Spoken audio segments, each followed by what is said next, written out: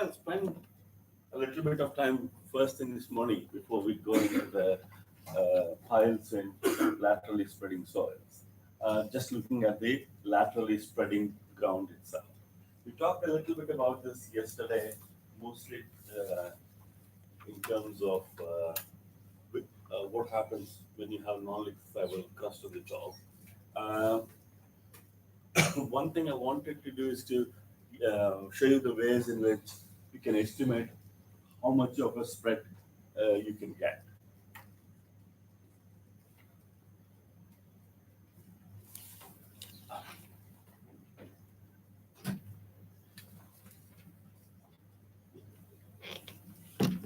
So to begin with, you can say that the sloping ground has a propensity to move down the slope, obviously, following liquefaction. And you don't need much of a slope for this spreading to start and happen. Something like 3 to 6 degree angle is enough, which are considered to be very, very shallow slopes, really. I mean, you can't pick them up by naked eye. Now, the key question is, once liquefaction is triggered and the slope starts to move in this direction, how far does it go? So if we call that some dH, how much is dH going to be?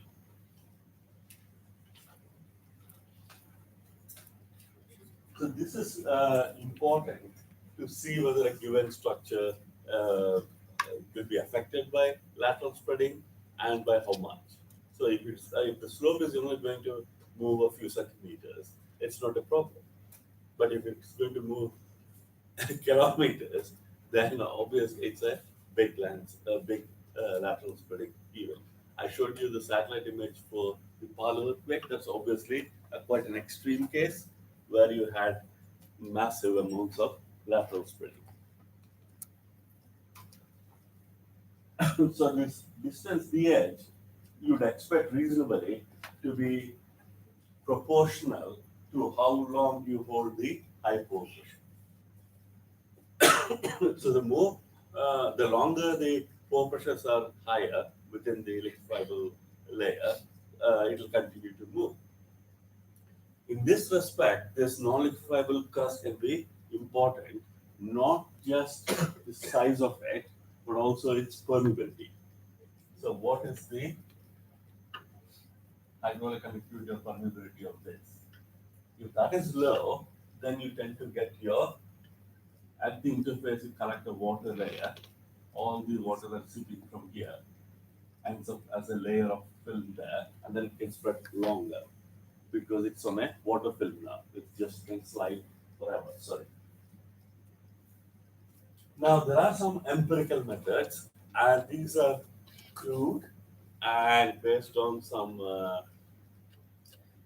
fairly dicey assumptions. I'll go through with them. And some of you were asking me what MTech project can we do. This could be a good starting point. If you had a little shaking table, you can make slopes and see how far they spread by just simply applying even the simplest of sine wave motion. One good thing about the whole of the lateral spreading issue is that it seems that this Newmarkian sliding block method works well. I don't know how many of you are aware of it, but I'll try and go through in some detail. Do you need anything? It's okay. Um, it's quite a useful tool to estimate the amount of lateral spread you can get. And it's a very, very simple concept. It was given in 1960s by Newmark in his first ever ranking lecture. So these are usually shown as classical images of lateral spreading. This is the 1964 Alaskan earthquake, where you can see the railway track has made a very nice bow because the ground below has moved from right to left. So this is a close-up, and you can see the alignment of the line and how the lateral spread caused the railway line to move. And I've shown you many other examples in the last few days. The first expression of having a go at estimating the lateral spread was done by Hamada and his group of workers back in 1986.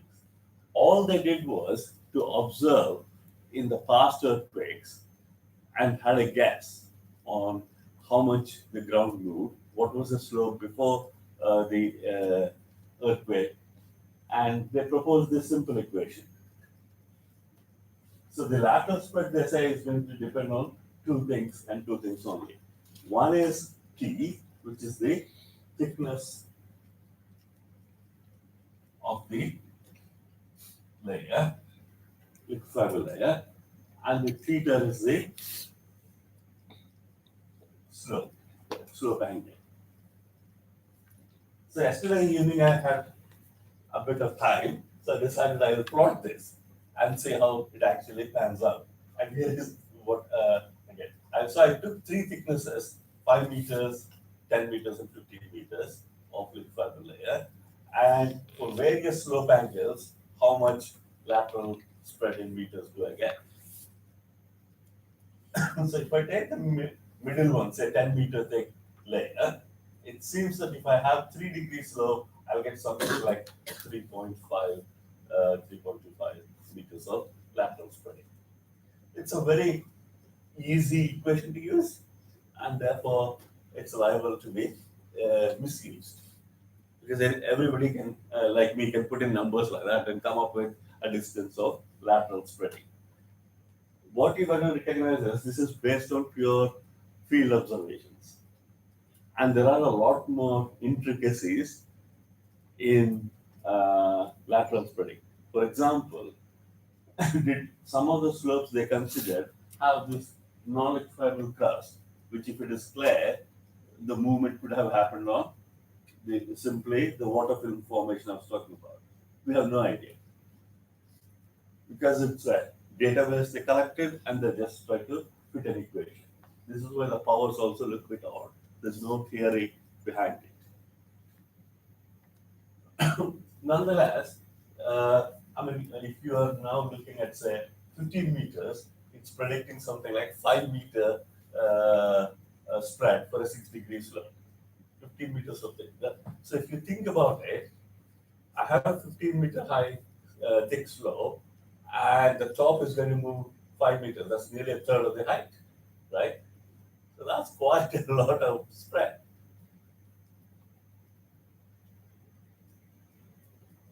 Let's go to the other side of the Pacific and see what the Americans are doing. They're not doing all that much better, except they did the usual American thing of including lots and lots of things. So if it doesn't work, you have many things to argue about. Sorry, I probably spelled Bartlett wrong. There is no another T. Bartlett and Year. It is a very well referenced paper. A lot of people here quote this. And these guys had 467 cases of lateral spread. And I always say that in geotechnical engineering, if you're not sure, you start plotting things on log axis. Everything looks nice if you make it log axis. So they did the same thing here. So they're saying log of the lateral spreading distance is a long equation where the main players are magnitude of the earthquake, moment magnitude. R is the horizontal distance from the nearest fault, which presumably triggered the earthquake. Okay, so that this is what you call epicentral distance. S is the sloping ground in percentage.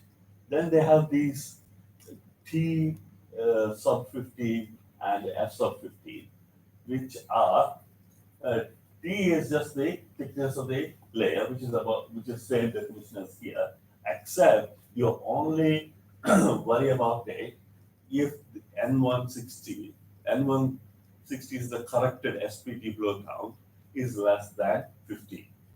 So they're saying if the soil has blow count of more than 15, it probably won't spread. In other words, it won't liquefy. F15 is a fines content percentage in that layer, and D50 sub 50 is the average D50 size. So they have some measure of or inclusion of the particle sizes in the liquefiable layer. Now, all these individual parameters I can see will play a role. D50 should matter because that kind of controls the permeability aspects of the site. Same as F15. If you have more fines, you're likely to have a lower hydraulic conductivity or permeability, and therefore it will stay liquefied longer. All these are reasonable things. What I'm less sure of is all this 0.927 log R, 1.178. This is just fitting. Because you got large amount of data, you're trying to make fits to the data. Yeah. The equation I couldn't find any distribution of slopes. Yes. Yes. Did I miss out yes somewhere? Yes, it's sloping at 10%. And in the equation I missed out, haven't I? You're right. Yeah, one of those terms I missed out, I'm pretty sure. Okay, I'll correct it after. This is what happens if you're working in the middle of the night. But yes, definitely they have missed out the sloping. It is that. I think it's probably instead of, we have 2 hours, haven't we? One of them must be S. Okay. I suspect this one.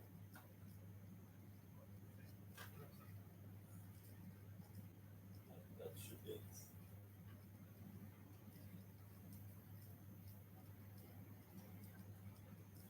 This is too slight.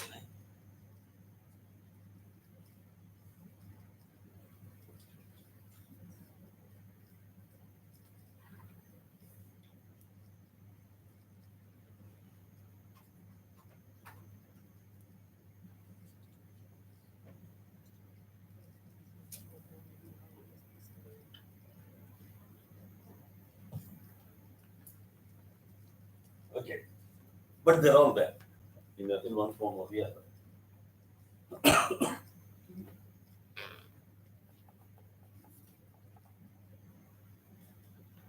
So, if I just plug in numbers into this, if I take a 5 meter thick soil layer at a 6 degree slope, you need to convert that into percentage because that's what the equation uses.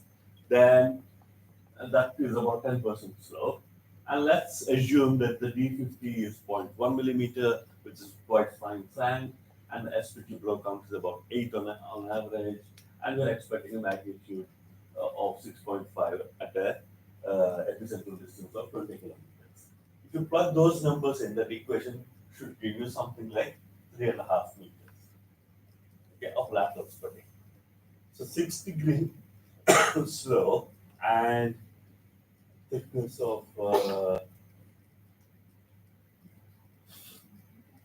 I didn't include the thickness either. A 5 meter thick. So if I go back, if I look at this one, this equation, the previous equation, a 6 degree slope gives me 2.8 or something for 6 degree slope, 5 meter thick is at this last point. So they're coming reasonably close, given that these are fairly pie in the sky equations. Because they have those 467 cases, you can also see how this equation predicts versus what they actually observe. So there is the data from the field, and you have your equation. If you plot all of that, which they do, it kind of obviously when I'm plotting predicted versus measured, my 45-degree line, if all my points fall on that line, I have a perfect match. Well, life isn't like that. It never happens. So they also put uh, predicted minus twice measured and predicted times half measured. Okay, which means you're putting bounds. The error could be in the range of half to 2. Like. Then that seems to capture most of the data they have. So they're already saying the equation can be out by a factor of anywhere from half to 2. So you predict 10 meters of lateral spread, it could be half of that, 5 meters or 20 meters, twice of that, right? So it is what it is, but at least there is a way forward in estimating these things. If you have very little information, you need to make obviously more assumptions for this Bartlett and Hughes equation compared to the Hamada's one.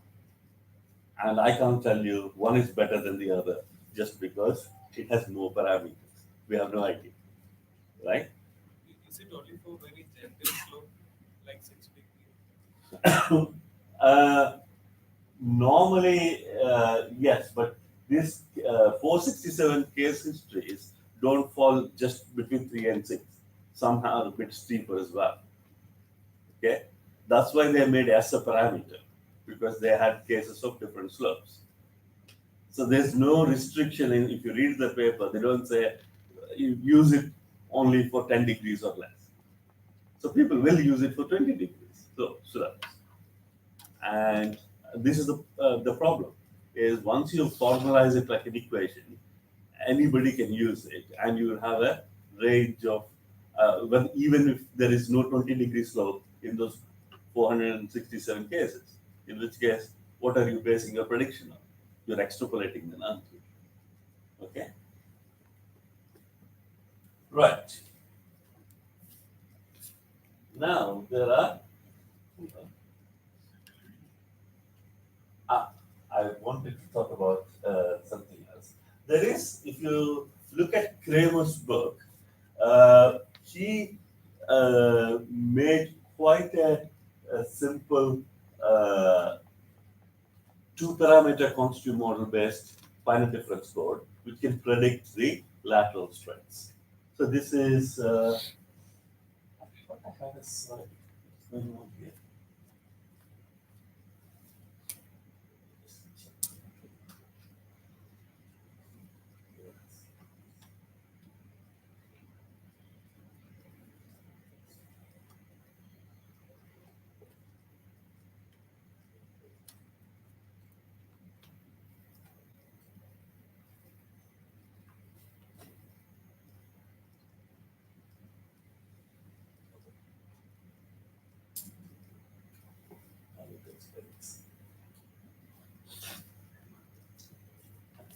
I think there's a guy called Horner and Kramer,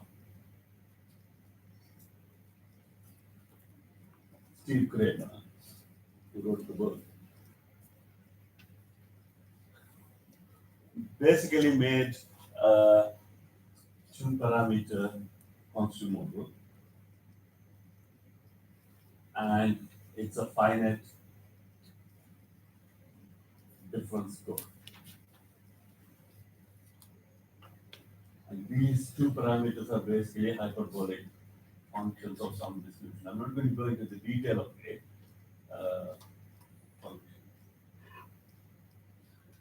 So what they say is, if we make a simple 1D uh, site response program like Shake, except it has a constitutive model in it, and the constitutive model is very simple. It only has two parameters, and these two parameters are worked out based on how much energy you're giving to the slope during shaking in sharing it. So work done on the soil to liquefy is proportional to the volumetric strain it wants to undergo and therefore the core pressure raise. That's it's a very simple functional relationship between the two. And if you do that, then you can predict obviously how much if I am applying a pure sine pulse like this, so I can see what my slope will do in each cycle. And the top part of the plot basically plots the deforming mode shape or vibrating column of soil. So you can see it starts somewhere here, starts to go deform that way, and then it comes back. The key point is their model is that although they're putting a pure sine wave into the base, it's going more to one side than to the other. So it moves more downslope than upslope, which means if I have more cycles, I'll accumulate more movement downslope. Okay, and that is quite. This is perhaps uh, a much better scientific way of predicting. I may not agree with the two function uh, simple model. Now, the people can argue is that the most accurate or not, but at least it does the right thing. So Kramer tries to do these things in a little bit more systematic way, rather than just collect data and fit functions. The only trouble is, being American, these depths are in inches. So 800 inches is 800 by 12 feet. I can work it out in my head. So that's about 80. So,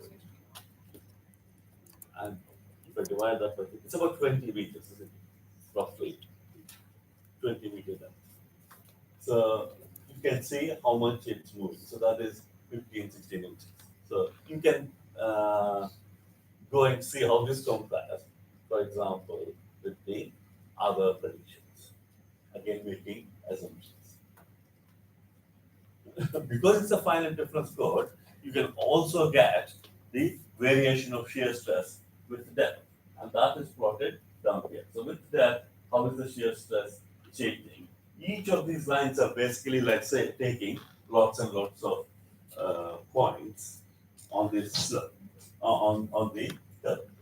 So basically, all it is you're working out at various discrete points along the sine wave. And oh,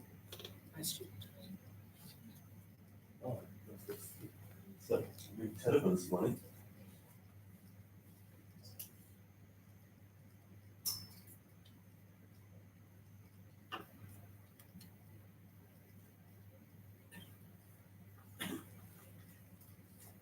So that is another way of working out the lateral spread here.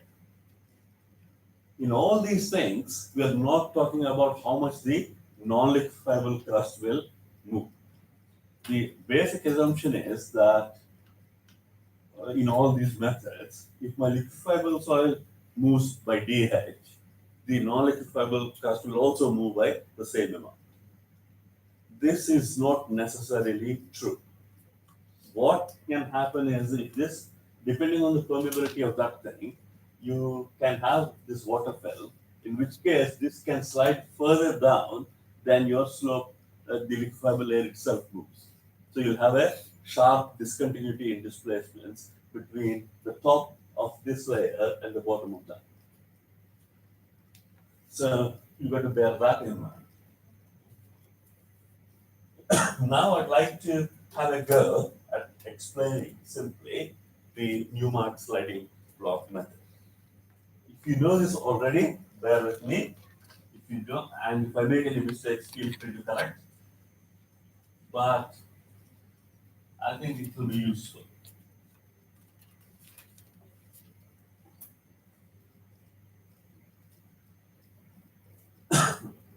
Newmark's great idea is very simple. So I said, right, let's simplify this to the most basic level. We've got a slope at an angle let's say alpha.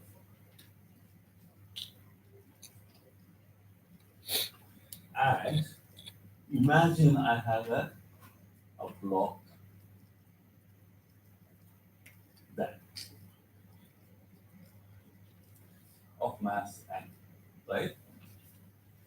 If I'm now subjecting this whole system to accelerations, let's call that a g.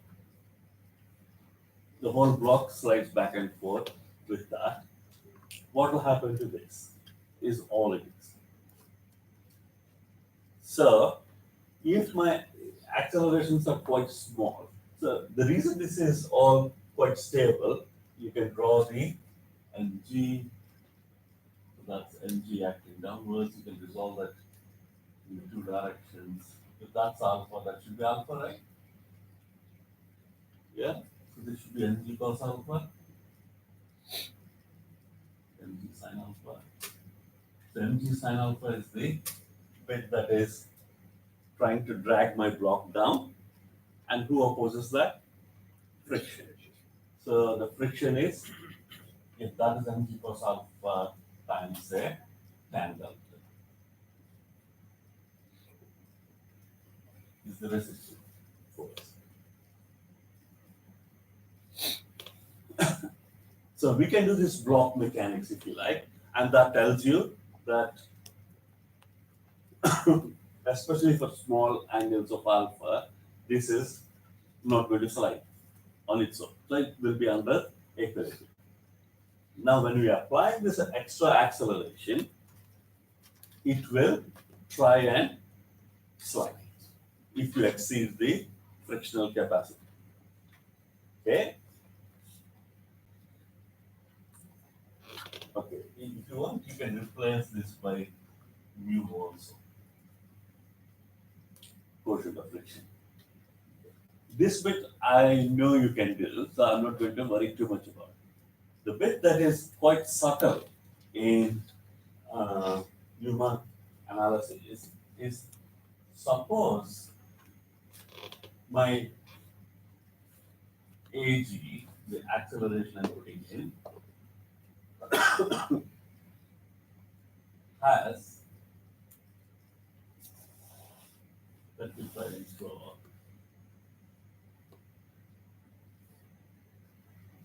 Let's create like that. More realistic. Yeah?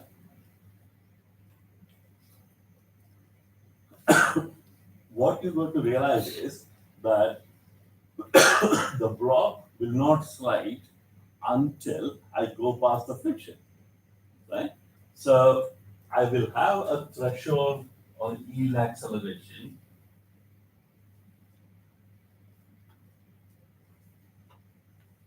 when it will try and slide if I go past the yield acceleration. Below that, I can have as many cycles as I want. Nothing happens. The block just moves with the slope.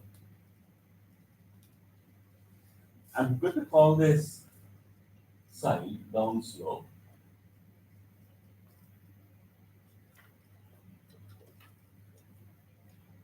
And this is up slope.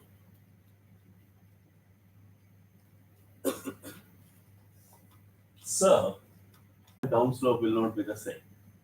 So, this horizontal line I'm drawing may be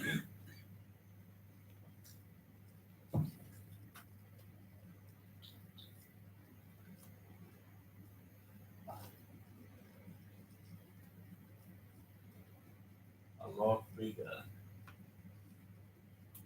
on this side. Or even, if I draw it here, let me start by drawing say here. So what that straight away tells you is that the block will slide down slope in this period and in this period, whereas it can never go up slope. Okay? Now, fine, not a problem. Makes our life much easier. good thing is that we can now do some simple integration and plot the velocity. So the velocity up to this point will be 0. The block will not have any velocity relative to the slope. During this bit, I can add up all that area. It will have an increase in velocity and then a drop. However, when the acceleration becomes 0, if I project that down, I may still have a bit of velocity. So it takes a bit longer for the block to stop. If I have a block sliding downhill and there is no force acting on it, before it can come to rest, I'll still need it'll move a little bit further, right? So it'll have some velocity, and the velocity takes some time to come to 0. And that is a point a lot of people miss, including one of our PhD students who got told off in his viva, and that we add it afterwards. Same thing will happen here. So you'll have a bit more pulse of velocity. Now if I double integrate this, integrate once more, I'll get displacement. So my displacement will be 0 until here, go back, stay there, and go back. Does that look reasonable to you? So all we need is to integrate these little areas to go to the next step. And this is so easy. Everybody latched onto this and a lot of work. And because it's such a nice, simple, mechanical way of looking at it, we can use this method. For any slope movements, there's a guy called Sharma in Imperial College who and Nick Ambresis, they wrote tons of papers on this. But just by changing whether we should have one block, more blocks, whether the blocks will collide with each other. Once you know the mechanics, you can ramp it all up. And they were basically trying to look at earth dam, stability of earth dams under earthquake loading. Just use it, nothing more than this. Luckily, Ambrosius died and Sharma retired. So I think we won't see so much more of multi-block, sliding block analysis anymore. Although some of the Greeks are picking up this bad habit again. The concept is beautiful, but you don't want to push the simple concept. There's a good reason why a bicycle has 2 wheels. You can have another wheel behind, and in the front. It doesn't make any sense. It just gets all too complicated and unwieldy. And this is why you don't see, if you apply Darwin's theory to evolution of bicycles, they stopped with 2 wheels. If you're a kid 3, no more than that. Don't overcomplicate issues. Are you clear what can happen, how this is working? Yeah. So this is for just application for dry slopes for earthquakes. Now, the other point I wanted to make while I have this figure out is what happens if my threshold acceleration is here on the upslope side.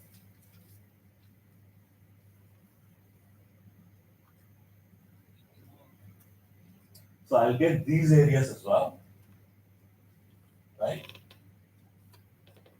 Which will integrate. Yes. And I can have this going down as well. So instead of just accumulating nicely like that, it could be doing that. Stay there, come up. That's also possible, which means it can slide down and a little bit up. if you remember the video I was showing you, although that was complicated by the presence of the shaking of the uh, pipe group, the slope was not going smoothly down, was it? It was going down, okay, down more. So it kind of ratchets its way down. Now comes the fun bit of this, which I may or may not include it. Let me do the maths bit first.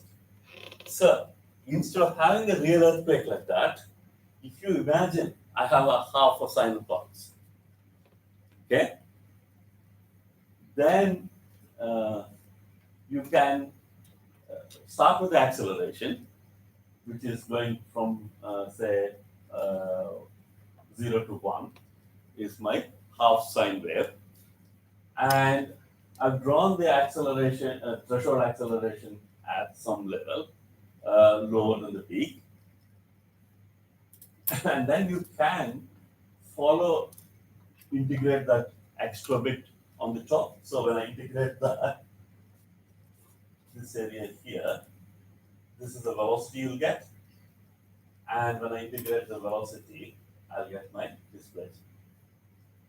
So if it is a sine wave, mathematically, you can do it like that because you can all integrate between limits, which is what I'm hoping you will do for me later on as part of your today's assignment. It's not hard, but it is cool that we can just apply simple mechanics like this and get to estimating displacements mathematically without relying on all those silly empirical relationships. Now, things get a bit complicated as normal for us.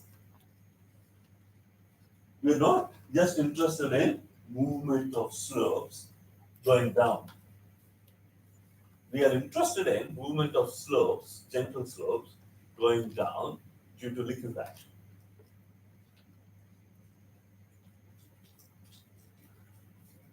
So when the pore pressures build up in my slope, so let me resketch. So instead of that block, what I have is this. We call this theta, and we are initially the slope is stable because thetas are small, and then I am. If I look at the pore pressure, it's probably going up by doing something like this. I've shown you some examples of that yesterday.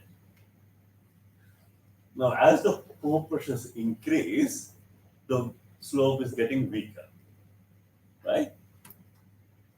Now, it's not a big stretch of imagination to include this into that, which is what we did. So, how do you do? You know, say by some miracle, you knew that you're going to lose 3/4 of your effective stress. In other words, your pore pressures build up so much that only a quarter of your effective stress remains, right? That's equivalent to saying my threshold acceleration started there, but is going to follow more or less that trace and does this, isn't it? And slowly it'll regain and come back to full value. Does that make sense?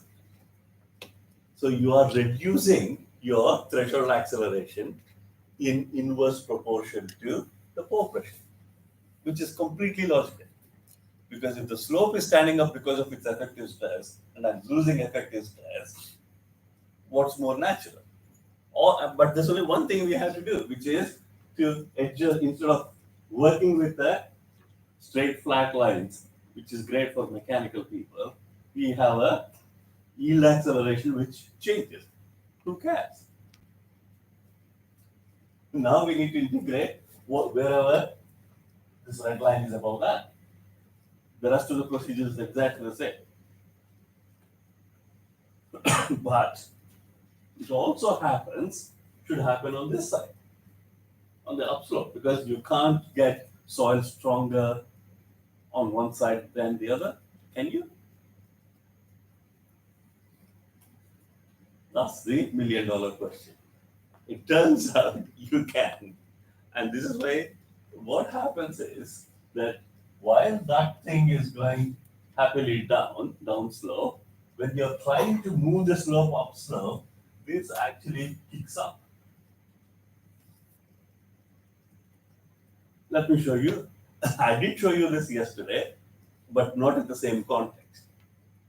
So I thought yesterday night, no, I must fix this, and hence this morning's presentation. The first people to observe this were Cutter and Balakrishnan back in the 1990s. And my good old friend Chris decided to go all physicsy on us and called it the shock wave. So he called it the deliquefaction shock wave. And the reason he chose that word is the slope is trying to go down gently, but when it stops with a great speed. So you get this big suction spikes that stop the slope from moving dead in its track. So if you try to stop any moving object instantaneously, that's what you call shock. Except the shock waves mechanical engineers talk about, say when you reach Mach speeds, are completely different to our level of shock. These are much slower. So it's not in the same, the speed is not the same. However, the phenomenon is exactly the same. You got a massive block of soil trying to go down, and then you suddenly trying to stop it. And the reason this happens is because of what we see from the pore pressures.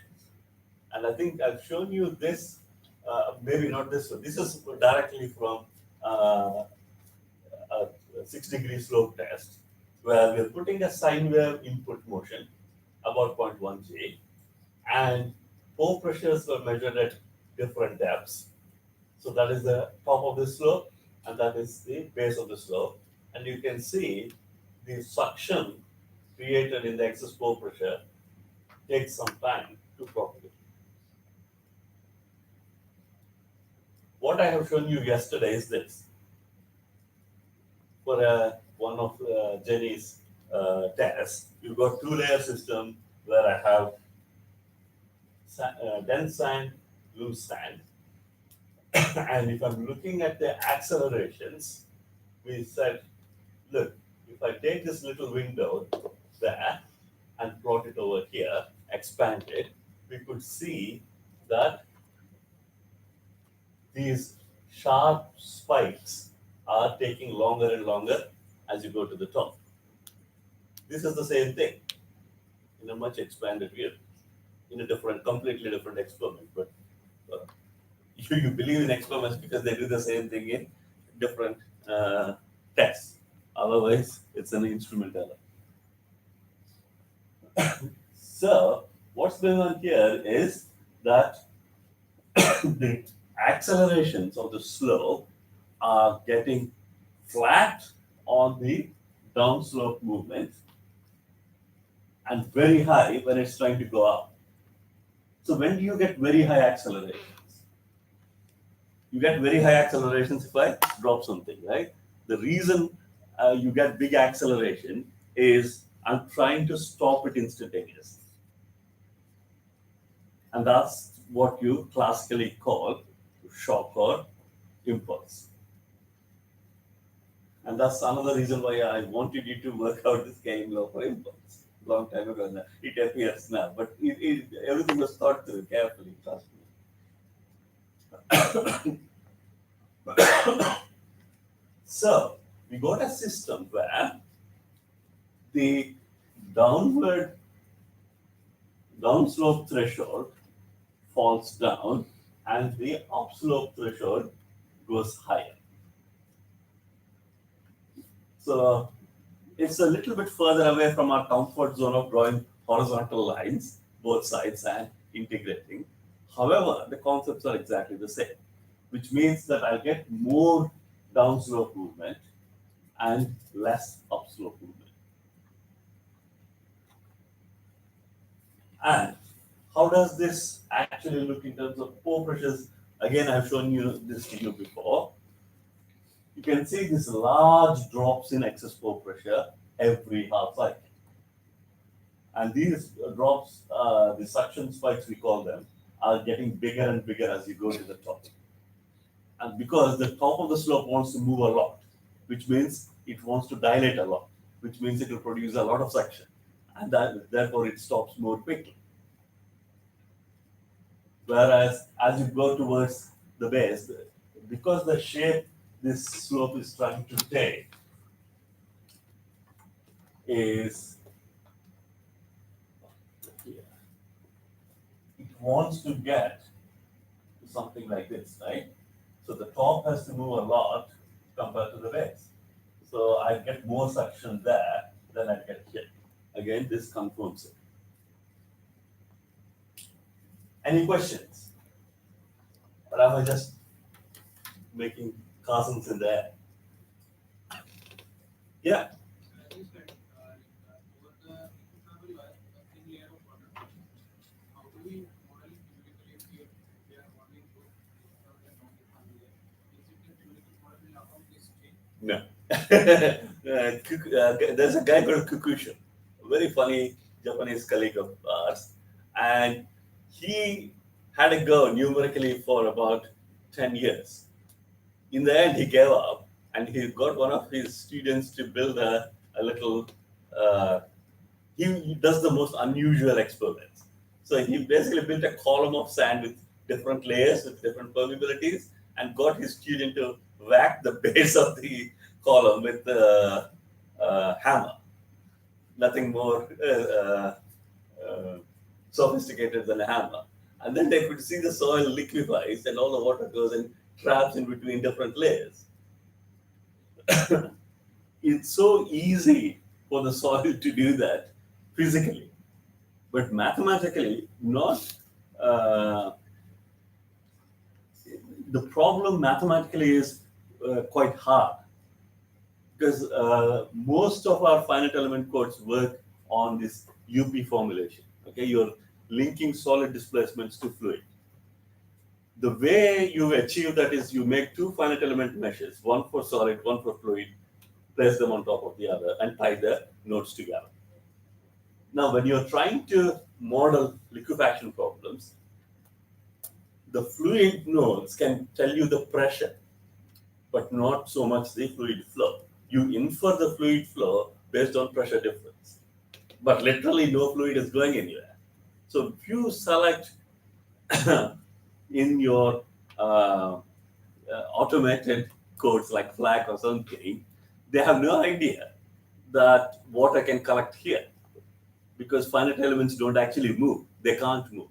You have a better chance of doing this if you have a fully coupled discrete element model, where you are again the way they're doing discrete element coupling with solid and fluid. The fluid part they don't solve with as real fluid. They solve it like using Navier-Stokes equations. So unless there's something physical uh, that is represented by the maths, it's very difficult to capture that. Okay, I hope that at least I know it's not a positive answer, but I can't see it do these things properly in a fee for sure. Sir, in India, it's like similar, where majority of the houses are on slope. Mhm. So you can we consider this as blocks one behind the other, the buildings, and in that case, how which theory will apply? Or the multi-block analysis I was talking about is precisely for that, Yes. that kind of thing, Right.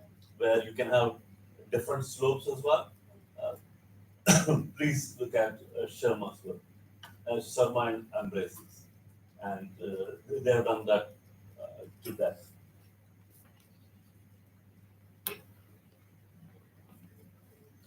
So what started for us as a simple block or analysis we can now add enough sophistication, and this really works well. So we kind of tested this on all the slope tests we did in Cambridge, and the matches are perfect. They will be perfect because the mechanics is right, and this change or drop in threshold accelerations we are getting directly from the pore pressure machine. When you apply this in the field, you don't have that because you don't know the pore pressure generation. But what you can do is, depending on either your field testing CPT, SPT, or with your good judgment, say for a given slope and for a given site, I'm going to expect a magnitude 6 earthquake. So that will probably generate three-quarters of my total stress as pore pressure. So my effective drops by drops to a quarter. If you make that kind of engineering judgment, then instead of saying it comes like this, you'll say when the earthquake starts, that you can make a step down. Okay, so instead of being redraw that.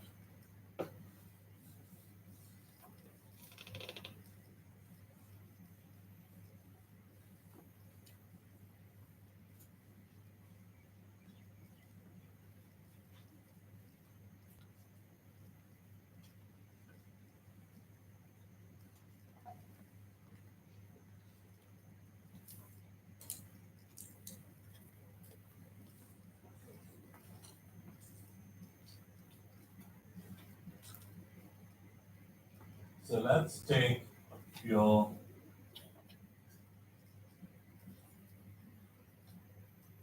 side breath.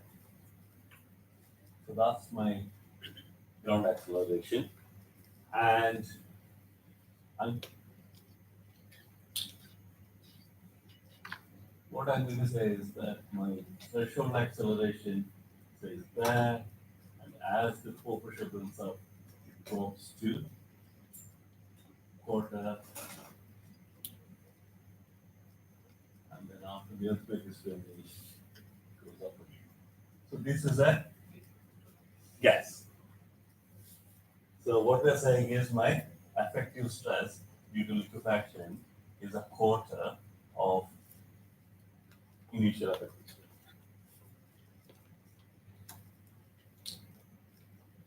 stress. Then you can say, right, I can get my velocity on this.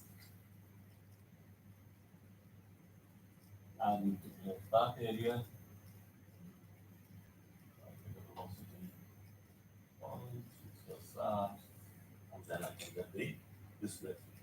Similarly, you can say for this other side,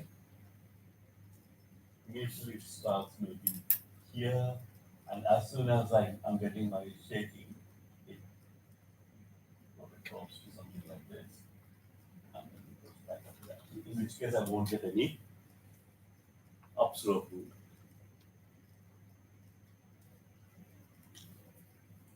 Okay, so with that nice introduction, I thought I'll send you this question. Please take it down, or we'll find a way to get that to you. I want you to have a gun. Now, if you haven't got your computers or you can't uh, do integrate, just draw squares and count.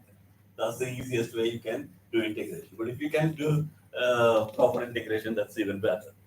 But the not having tools is never an excuse. So we want to look at a 10 degrees slope. And let's suppose that it's completely submerged, fully saturated. Let's take the peak friction angle of sand to be 35. So if the critical state angle is 32, I'm allowing 3 degrees of dilation, which for loose sand is about right. And you can approximate this like a rigid block so that you can use the Newmarkian analysis. We'll consider a full sine wave like this with 1 hertz frequency, and the peak acceleration you are expecting is 0.6 g. Now I want you to estimate how much your slope is going to move. So The yield acceleration you take as 0.2 g downslope and 0.4 g upslope. And you want to explain any assumptions you make. Just for fun, once you've done this, I'd like you to have a go by changing the frequency to 3 Hz and see what happens.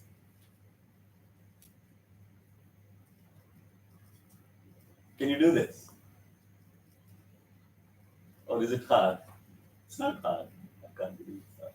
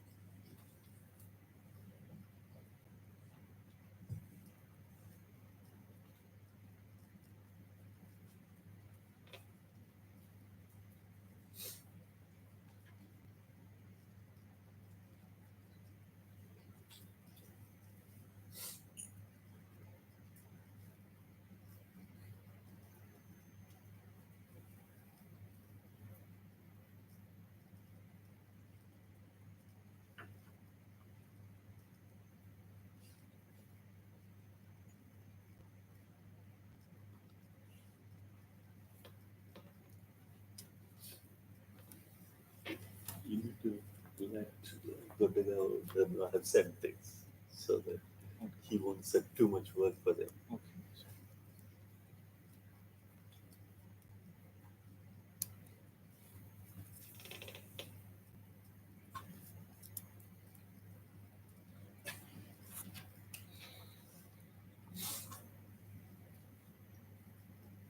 What time? Yeah. Yeah. 10:15. We'll go and I'll ask them what they have done from yesterday's.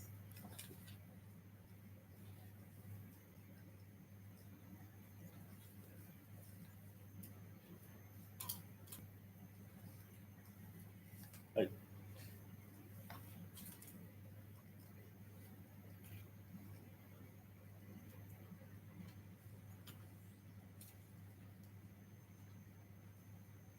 Visible from the back, I'm not sure.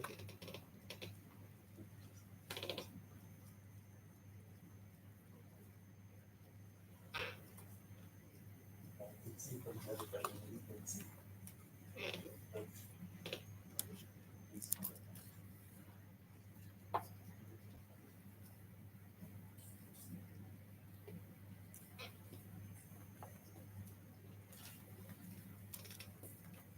Okay, I'll leave that on for you to write down and fill in the blanks if you have to. But we have about 15 minutes to uh, clarify. If you're not sure of anything I said this morning, now is a good time to ask. So what is the reference for Sharma's work you said? I need to Google that. Uh, if you Google,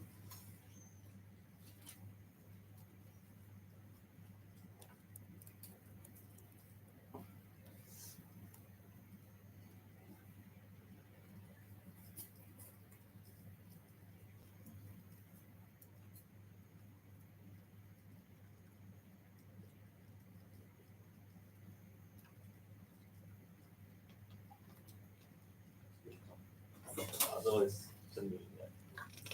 Like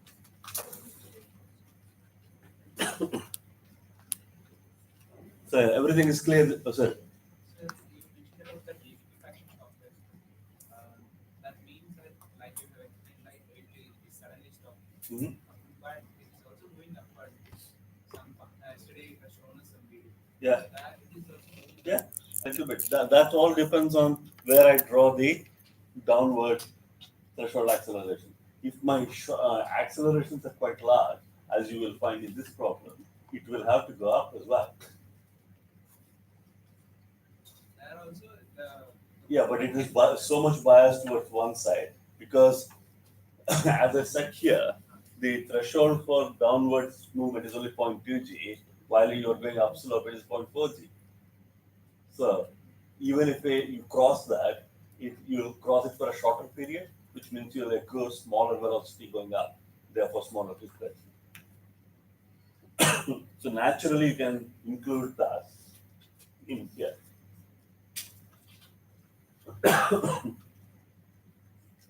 So you can handle your drops discretely like this, setting the threshold accelerations, but in reality, you'll have that kind of the black line kind of variation because the pore pressure will die. So your threshold acceleration is constantly changing, is the key point.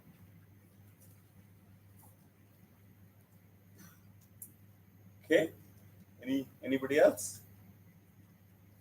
Right. In that case, we talked about I think it was upstairs room, the buckling of piles yesterday. I set a question on that. How did that go? Hmm? Third case, third case, I couldn't get. Okay, maybe we can discuss that. So if I stay back here and people, if you have questions, come forward and I'll go through with you and see what you have done. That would be great. But if you have done it or if you're happy, then you're free to go and find yourself a cup of tea. We'll reconvene at 11:10, is it? 11:15. 11:15. Yep. Ah, that's too much time. Let's 11. all get back at 11:10. Okay. Okay? Right, good. Thank you for this morning, and we'll start at 11:10 again.